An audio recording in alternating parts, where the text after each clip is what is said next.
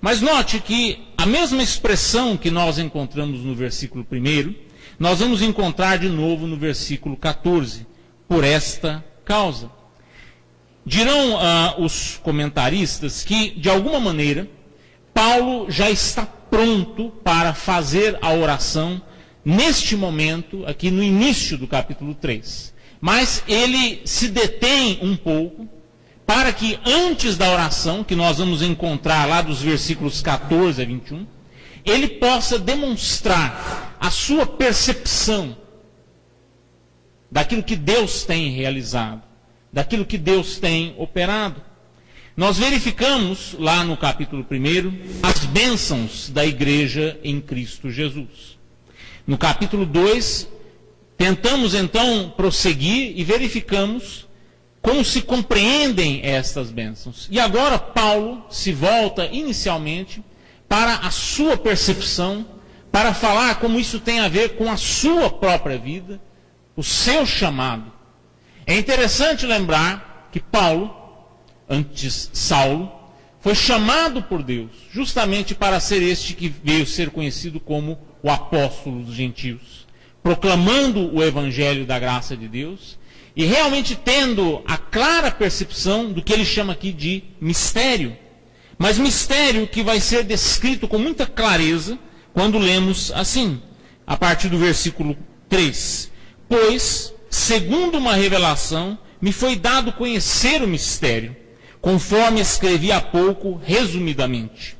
Pelo que, quando ledes, podeis compreender o meu discernimento do mistério de Cristo, o qual, em outras gerações, não foi dado a conhecer aos filhos dos homens, como agora foi revelado aos seus santos apóstolos e profetas no Espírito, a saber, que os gentios são co-herdeiros, membros do mesmo corpo e coparticipantes da promessa em Cristo Jesus, por meio do Evangelho. Quando nós pensamos na igreja, quando nós pensamos no que significa a igreja, Efésios nos mostra que na igreja, Deus não apenas soluciona a inimizade entre Ele mesmo e o ser humano pecador, em Cristo Jesus, mas consegue igualmente sanar aquelas fraturas que havia entre as pessoas de diferentes etnias. Em especial, nós estamos pensando aqui na grande e terrível oposição que havia entre judeus e gentios. Infelizmente, inclusive, é importante recordar que no propósito de Deus, Israel foi separado para que pudesse ser luz para as nações, para que pudesse finalmente chegar a este cumprimento. Mas, infelizmente, falhou. Mas mesmo tendo falhado, não fez com que o propósito de Deus deixasse de ser cumprido. Porque em Cristo Jesus, nos ensina a Escritura, não há mais judeu, gentil, todos são um em Cristo Jesus. No capítulo 2, que tivemos a oportunidade de examinar na semana passada, nós lemos assim, versículo 14, porque Ele é a nossa paz, o qual de ambos fez um, e tendo derribado a parede da separação que estava no meio, a inimizade, aboliu na sua carne a lei dos mandamentos na forma de ordenanças, para que dos dois criasse em si mesmo um novo homem, fazendo a paz, e reconciliasse ambos em um só corpo com Deus, por intermédio da cruz, destruindo por ela a inimizade. A igreja, nesse sentido, desta forma, vamos dizer assim, internacional. A igreja reúne pessoas de toda tribo, língua e nação. A igreja não conhece limites nacionais. Ela envolve todos aqueles que são redimidos pelo precioso sangue de Cristo. A variedade presente na igreja é algo extraordinário. A diversidade, pessoas de diferentes procedências, de diferentes idiomas, mas uma só igreja em Cristo Jesus. Onde não há mais inimizade, porque a inimizade foi vencida na cruz do Calvário. Deus está criando esta nova sociedade, esta nova humanidade em Cristo Jesus. Esta é a igreja do Senhor. É importante, pois, compreendermos como Paulo, que outrora foi um importante líder dentro do judaísmo, através do seu encontro com Cristo no caminho de Damasco, confrontado com o próprio Senhor, aprende sobre esta realidade, sobre este mistério que agora é plenamente revelado. E como ele o descreve, que os gentios são co-herdeiros, membros do mesmo corpo e coparticipantes da promessa em Cristo Jesus por meio do Evangelho. É interessante notar ainda que mesmo no início da igreja, houve uma certa dificuldade na plena compreensão disso. Quando nós lemos no livro de Atos, alguns conflitos, alguns confrontos, em que havia ainda aparentemente uma certa dúvida sobre receber ou não os gentios, cada vez mais vamos verificando ao longo da Escritura como vai se firmando esta realidade gloriosa, de que agora não há mais judeu, gentio, todos são um em Cristo Jesus.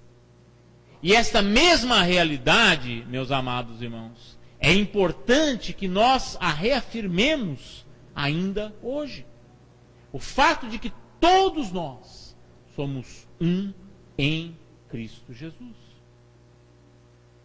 Embora com histórias diferentes, etnias diferentes, a igreja, esta sociedade, se quisermos chamar assim, extraordinária, pela variedade, pela diversidade, e que nisso também mostra a multiforme sabedoria de Deus. Veja que nós lemos no versículo 10, para que pela igreja a multiforme sabedoria de Deus se torne conhecida, agora dos principados e potestades nos lugares celestiais. A percepção de Paulo também vai nos mostrando que a igreja é um testemunho para todos, para os principados e potestades nos lugares celestiais, sobre o senhorio de Cristo. A igreja é esse testemunho claro disso que o texto chama de a multiforme sabedoria de Deus. E a figura aqui que é usada é interessante. Nós poderíamos pensar aqui num bordado feito de uma maneira extremamente cuidadosa e que ao final apresenta uma aparência que é realmente bela e que mostra variedade. É sobre isso que o texto está nos falando, como a sabedoria de Deus contempla esta grande variedade, que, como vimos, descreve o que é a igreja. Um só em Cristo. Embora pessoas diferentes, mas todos com este fundamento único, este denominador comum entre todos nós, Cristo Jesus. Mas Paulo também nos dirá algo importante nesse sentido no versículo 7, do qual fui constituído ministro, conforme o dom da graça de Deus a mim concedida, segundo a força operante do seu poder. Paulo foi chamado, Paulo foi salvo pela graça de Deus. E agora Paulo é feito útil para o ministério pelo poder de Deus. Isso nos lembra a cada um de nós que somos necessitados da graça de Deus e do poder de Deus. Graça que nos chamou, que nos retirou das trevas do pecado. Favor imerecido, pois nada nós merecíamos. E Deus, pela sua graça, nos salvou. E a nós que fomos salvos, Ele nos concede que sejamos agora habilitados pelo seu poder para sermos úteis na sua igreja, para atuarmos para a sua honra e sua glória. Veja como a realidade da igreja é algo extraordinário. E a ênfase constante na carta aos Efésios é que nós precisamos compreender aquilo que Deus realizou ao constituir a sua igreja, para sermos fortalecidos. Veja que toda a preocupação nesta carta, para que nós compreendamos, para que conheçamos, não tem apenas um objetivo intelectual. Tem sim um objetivo muito prático, que é nos fortalecer, para que no nosso dia a dia sejamos realmente munidos desses recursos que vêm do próprio Deus, para trilharmos o caminho que Ele tem para nós. Finalmente, Paulo chega então à sua oração. Versículo 14: por esta causa me ponho de joelhos diante do Pai. E ao mencionar esse se pôr de joelhos, duas ideias importantes estão aqui. A questão da humildade e a questão da urgência. É importante considerarmos que Paulo, ao orar por aqueles a quem ele escreve, sabe da importância, da absoluta necessidade que eles têm de que Deus os continue guiando para que eles sejam aquilo que Ele deseja. De quem toma o nome toda a família, tanto no céu como sobre a terra.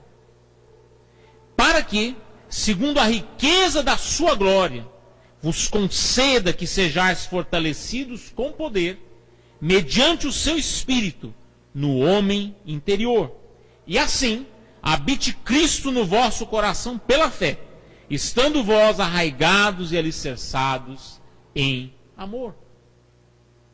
Quando ele nos fala do homem interior, de alguma forma, ele está sinalizando para o fato de que, embora em Efésios nós falemos muito sobre o caráter corporativo, ou seja, estamos falando sempre do corpo, que é a igreja, mas também há um espaço para falar de cada um daqueles que constitui a igreja.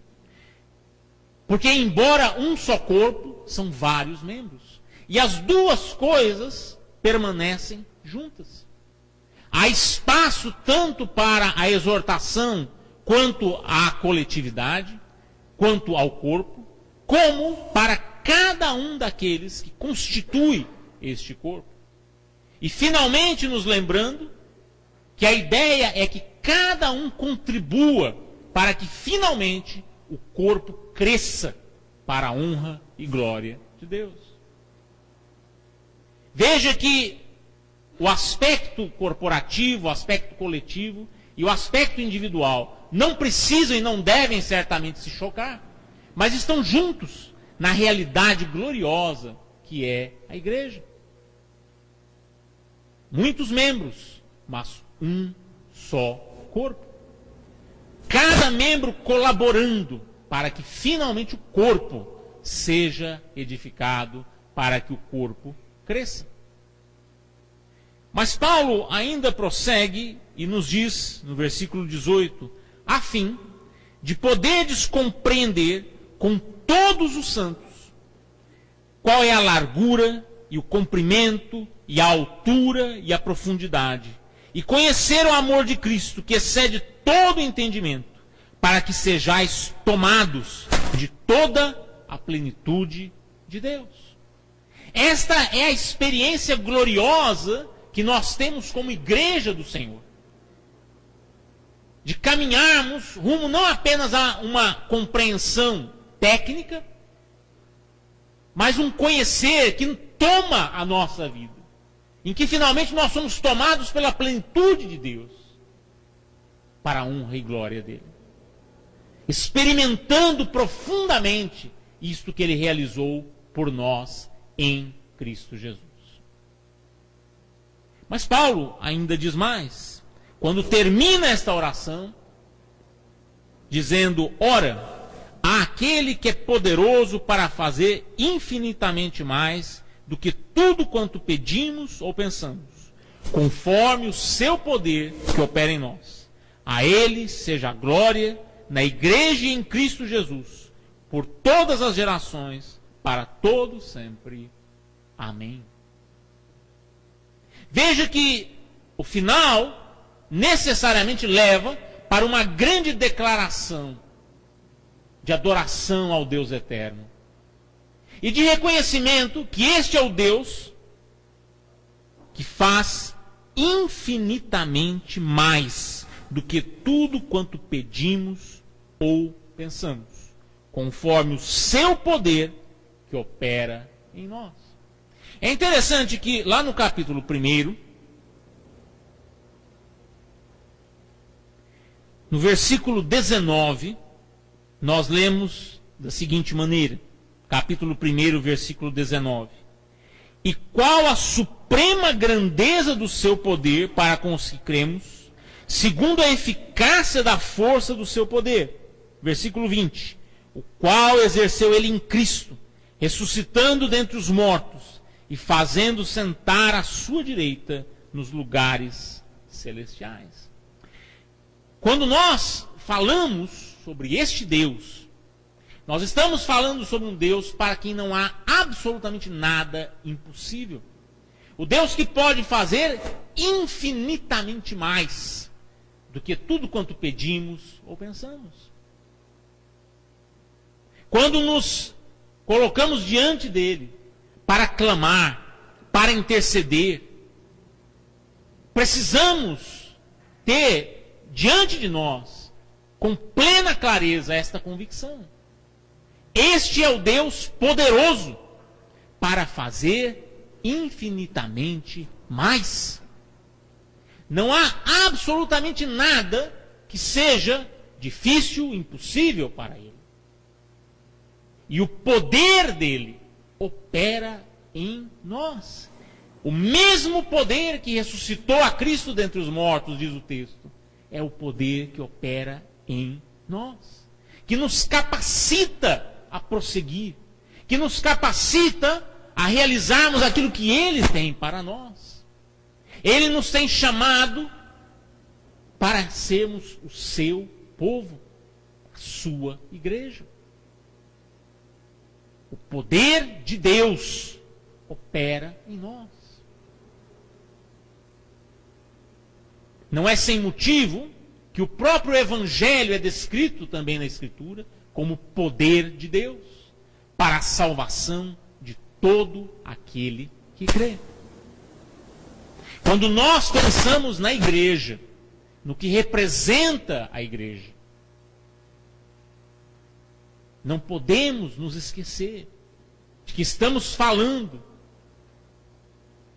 do que Deus realizou em Cristo Jesus, desfazendo a inimizade, destruindo essa inimizade entre ele próprio e o ser humano pecador, e sanando todas aquelas divisões entre o ser humano.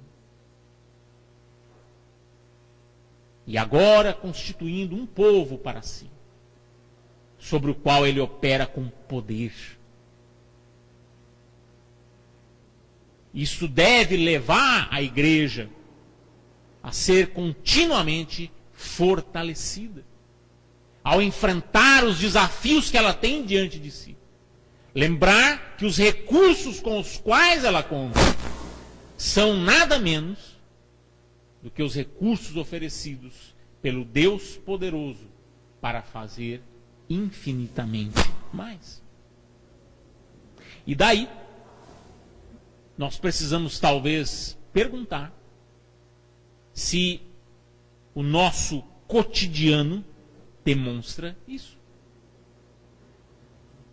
Se a forma como nós agimos, como nós falamos, até mesmo como nós reagimos, demonstra isso. Quando eu reajo a uma dificuldade, a um obstáculo, a um desafio, a minha reação é a de alguém em quem opera o poder de Deus, é a reação de alguém que sabe que sua vida está nas mãos de um Deus poderoso para fazer infinitamente mais.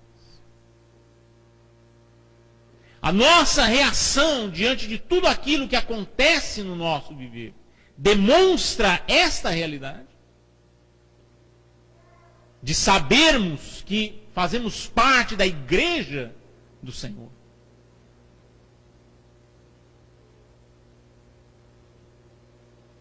Quando o mundo olha para nós, para a igreja, o que é que o mundo enxerga? Será que ele enxerga realmente esta nova humanidade, em que não há lugar para a inimizade, em que não há lugar para a discriminação, em que não há lugar para qualquer forma de separação, porque nós somos um em Cristo Jesus. Os laços que nos unem são forjados no precioso sangue de Cristo, que foi derramado em nosso favor.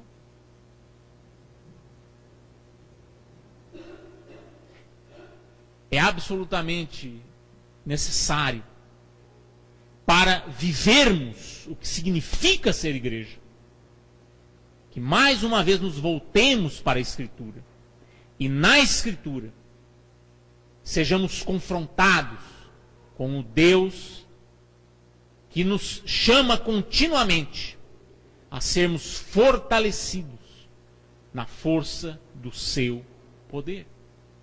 A não imaginarmos que vamos depender de recursos próprios, a não imaginar que nós por nós mesmos construiremos algo sem que Ele nos habilite. Foi o próprio Senhor Jesus que nos ensinou: sem mim, nada podeis fazer. Quando agradecemos a Deus por mais um ano de vida da nossa comunidade, precisamos nos recordar disso. Precisamos ser gratos, certamente, porque fomos tirados das trevas para a maravilhosa luz do Senhor. Para sermos este povo que proclama, este povo que vive continuamente esta realidade gloriosa, deste mistério que foi revelado, do fato de que todos nós, judeus e gentios, somos co-herdeiros, co-participantes. Somos um em Cristo Jesus.